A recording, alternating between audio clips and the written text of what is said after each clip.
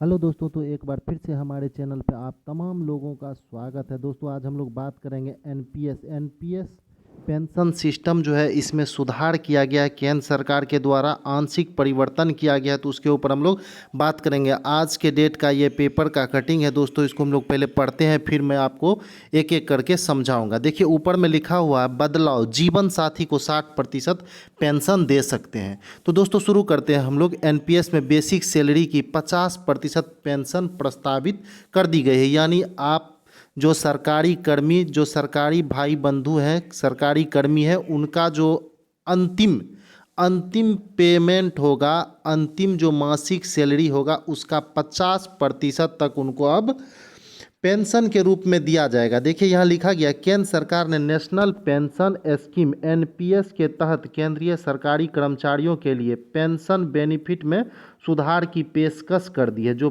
पहले वाला एनपीएस था अब वो नहीं रहा दोस्तों, उसमें सुधार कर दिया गया। हम आगे बात करेंगे इस पर भी कि ओपीएस और एनपीएस में क्या अंतर है और कब से एनपीएस को लागू किया गया, तमाम बातों पर चर्चा करेंगे। पहले ये जो सुधार किया गया है इस पे हम लोग बात करते हैं और इसको समझते हैं।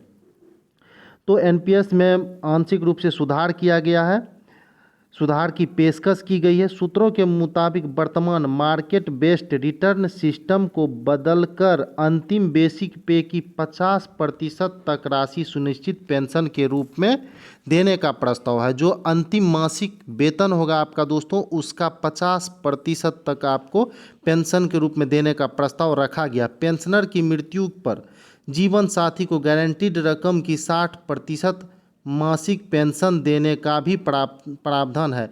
यानी जो आपका जीवन मृत्यु के बाद अगर कोई पेंशनर पेंशन ले रहा है और उसकी मृत्यु हो जाती है तो उसका जो जीवन साथी है उसको भी 60% मासिक पेंशन देने के प्रावधान का प्रस्ताव रखा गया है। सरकार ने मार्च 2023 में पेंशन बेनिफिट में सुधार के तरीके की खोज के लिए समिति गठित की थी। जो पेंशन में सुधार के लिए समिति गठित की थी वो 2023 ईस्वी में ही कर दी गई थी। बीते माह इस समिति ने अपनी रिपोर्ट पेश कर दी है। अब जो वो समिति जो 2023 में गठित किया गया था, अब उसने जो है अपना रिपोर्ट जो है वो सरकार के पास पेश कर दी है। इसकी अधिकतर सिफारिशें आंध्र प्रदेश के एनपीएस मॉडल जैसी है। जो आंध्र प्रदेश में एनपीएस मॉडल लागू की गई है, ज़्यादातर इसमें जो चीज़ें रखी गई है वो उसी पर आधारित है। Andhra Pradesh guaranteed pension system अधिनियम 2023, जो आंध्र प्रदेश की गारंटीड पेंशन सिस्टम 2023 है, उसके तहत इसमें सुधार किया गया। जहाँ एन्यूटी कम पड़ती है वहाँ एक टॉप अप सुनिश्चित करना है कि अंतिम बेसिक पे का 50% मासिक पेंशन के रूप में मिले। इसमें सेवा के वर्षों व पेंशन कोष से निकासी के आधार पर एडजस्टमेंट किया जाएगा। गारंटीड पेंशन रकम को पूरा करने के लिए पेंशन कोष में कमी को केंद्र सरकार बजट से कवर किया जाएगा।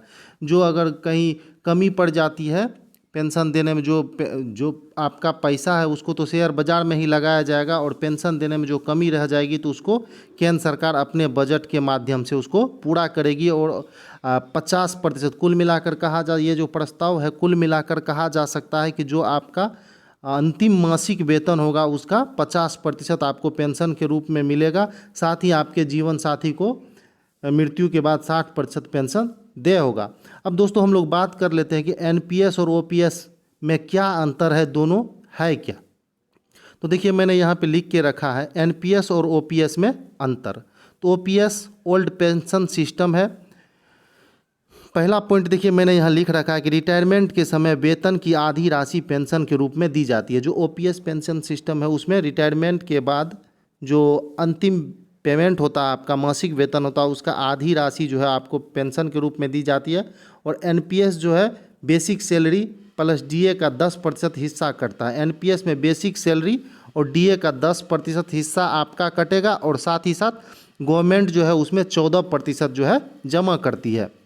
दूसरा पॉइंट है, इसके लिए कर्मचारी के वेतन से पैसा नहीं कटता है। ओपीएस में कर्मचारी के वेतन से पैसा नहीं कटता है। एनपीएस में तो आपको पता ही है बेसिक पे डीए का 10% कटता है। एनपीएस शेयर बाजार पर आधारित होता है इसलिए सुरक्षित नहीं है। जो एनपीएस में आपका पैसा लगाया जाता है वो शेयर बाजार पर आधारित होता है इसलिए वो बिल्कुल सुरक्षित नहीं है। तीसरा, सरकार की ट्रेजरी के माध्यम से भुगतान होता है। ओपीएस में सरकार के ट्रेजरी के माध्यम से भुगतान होता है। और यहाँ देख लेते हैं, एनपीएस में 6 माह बाद मिलने वाले डीए का कोई प्रावधान नहीं है। एनपीएस में 6 माह बाद मिलने वाले डीए का प्रावधान नहीं है।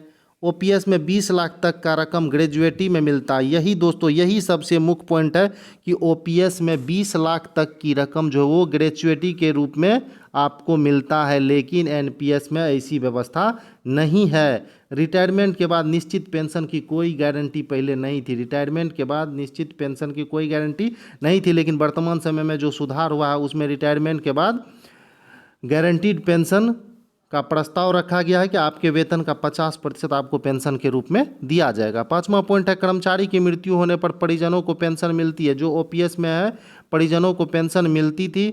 और शेयर बाजार, यहाँ एनपीएस में शेयर बाजार पर आधारित होता है। और जो एनपीएस पेंशन है उसमें टैक्स भी लागू होता है। ओपीएस पेंशन के ऊपर जो आपको टैक्स पे नहीं करना होता, लेकिन एनपीएस में जो है आपको टैक्स भी पे करना होता है। 6ठा पॉइंट देखिए, ओपीएस का जीपीएफ का प्रावधान है। जीपीएफ का प्रावधान है और एनपीएस में जीपीएफ का कोई प्रावधान नहीं है। 7वां पॉइंट है, 6 माह बाद मिलने वाले डीए का प्रावधान नहीं है। है जो ओपीएस है उसमें 6 माह बाद मिलने वाले डीए का प्रावधान है, लेकिन एनपीएस में 6 माह बाद मिलने वाले डीए का प्रावधान नहीं है। जो एनपीएस पेंशन सिस्टम है, पेंशन के लिए एनपीएस पेंशन में 40% आपको निवेश करना होता है। जो आप 10% बेसिक सैलरी और डीए का कटवाते हैं 10%, साथ ही साथ जो सरकार 14% देती है वो दोनों मिलाकर कुल राशि जितना होगा आपके रिटायरमेंट के समय, उसका 40% आपको एनपीएस पेंशन सिस्टम में निवेश करना होता है और आपका पैसा ही काट कर आपको दिया जाता है, लेकिन ओपीएस में ऐसा नहीं है। तो दोस्तों, कुल मिलाकर अभी भी जो एनपीएस पेंशन सिस्टम में सुधार किया गया है, हम कह सकते हैं कि कुल मिलाकर अभी भी जो है ये ओपीएस पेंशन के तहत, जो ओपीएस पेंशन जैसा ये बिल्कुल ही नहीं है, लेकिन पहले से थोड़ा सा इसमें आंशिक परिवर्तन किया गया है कि आपका जो अंतिम मासिक वेतन होगा उसका 50% आपको मिलेगा। साथ ही साथ आपकी अगर मृत्यु, यानी आपकी कहने से मेरा तात्पर्य है जो हमारे जो भाई हैं जो एनपीएस सिस्टम के तहत आते हैं, अगर उनकी जब बाद में मृत्यु होती है तो उसका जो है 60% तक जो है उसके जीवन साथी को पेंशन के रूप में दिया जाएगा। तो दोस्तों, ये एनपीएस पेंशन सिस्टम से वो तमाम सरकारी कर्मी प्रभावित होंगे जो या तो केंद्र सरकार के कर्मी हैं या राज्य सरकार के कर्मी हैं।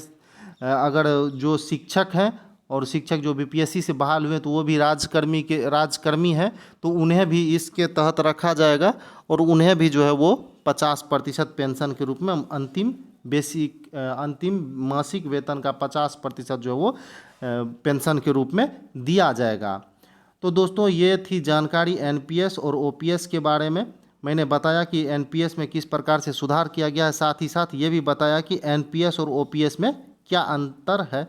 तो दोस्तों, आई होप आपको ये वीडियो निश्चित रूप से पसंद आई होगी। अगर पसंद आई हो तो लाइक तो कर ही दें, साथ ही साथ चैनल को सब्सक्राइब कर लें और वीडियो को शेयर भी कर दें। तो दोस्तों, वीडियो देखने के लिए बहुत बहुत धन्यवाद। आपका दिन मंगलमय हो। धन्यवाद।